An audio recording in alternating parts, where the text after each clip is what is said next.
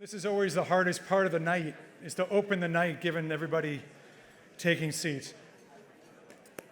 First of all, thank you all very much, everybody here, for coming out this evening. My name is Derek Mitchell. I am the president of NDI. It is my pleasure and privilege to open NDI's 2019 Gala Dinner. Tonight's dinner, thank you.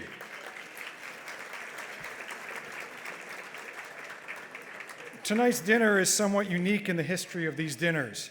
And it is not just because it is the first dinner in more than 80 years in which there is a Washington Baseball World Series being played. Go Nats!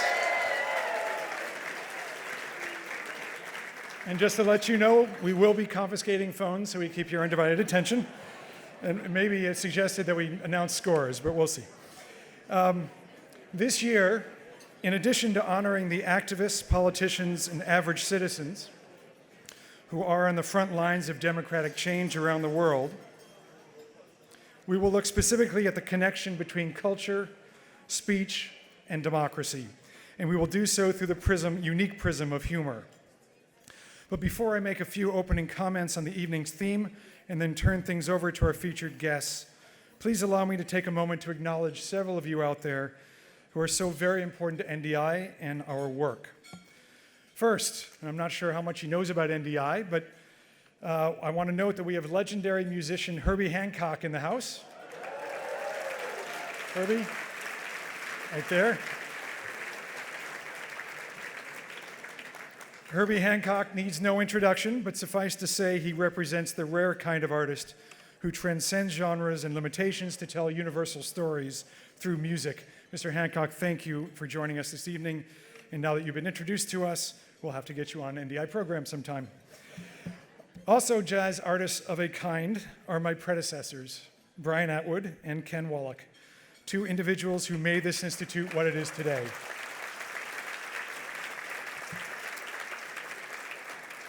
Thank you both for being here tonight and for the support you continue to provide me. Please wave or stand up where you are, Ken and Brian, where you are. Yeah, okay, thank you. NDI literally would not exist without the strong commitment of Congress for the work that we do. We are honored to have several distinguished members of Congress here this evening. Senator Tina Smith, Maxine Waters, Jim Himes, Bonnie Watson-Coleman. We have 7 new members, all great additions. Tom Malinowski, good friend, Alyssa Slotkin, Jason Crow, Andy Kim, Chrissy Houlihan, Mikey Sherrill, and Representative Michael San Nicolas. Thank you all. Let's give them all a big round of applause. And huge thanks.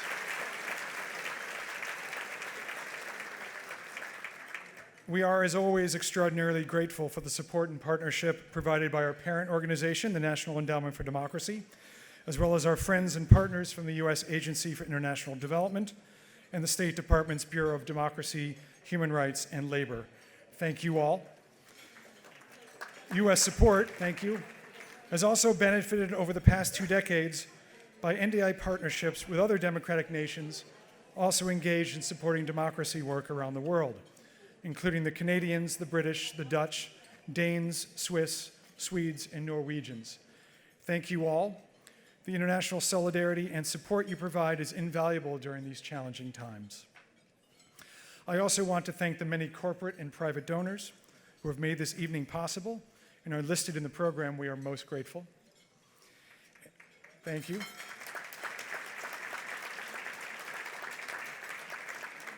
And I want to recognize NDI's close friends from the labor union family who have been partners in support. There we go.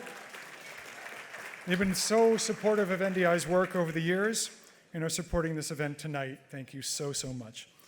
I want to acknowledge some of our DC-based partner organizations, including our sister organization, the International Republican Institute and the International Foundation for Electoral Systems, IFES, our SEPS consortium partners. I should add that in these days of extreme partisanship and polarization in the United States and around the world, showing a bipartisan face in the work that we do can be quite powerful and unique, but critically important. The Solidarity Center and the Center for Private Enterprise are NED's sister organizations with whom we work closely on many initiatives, both here in Washington and around the world. Thank you for the partnership.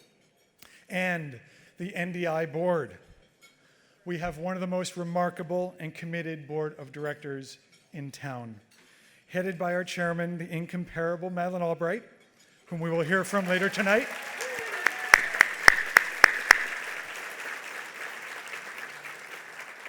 And our executive committee, Tom Daschle, Hattie Babbitt, Mark Nathanson, Rob Libertor, and Tamara Wittis.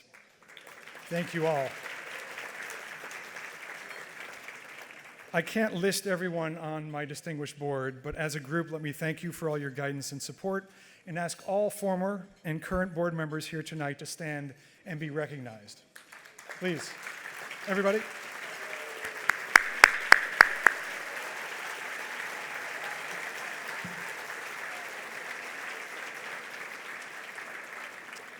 Finally, let me just say about NDI's incomparable staff. Obviously, not everyone from NDI can be here in this room tonight. We have over 1,000 staff members spread over 50-plus offices worldwide. But forgive me if I say a deep collective thanks to all of them. Representing dozens of nationalities and cultures, we come together for a single purpose: to promote and share the promise of democracy and ensure that promise remains alive for everyone, equally everywhere. There's a lot of work to do, no secret there, and we have to stay on our toes to address the many headwinds to democracy that we face nowadays from many corners. But there is no other group I'd rather go to battle with, as it were. I am proud to be associated with all of you, and I thank you for what you do.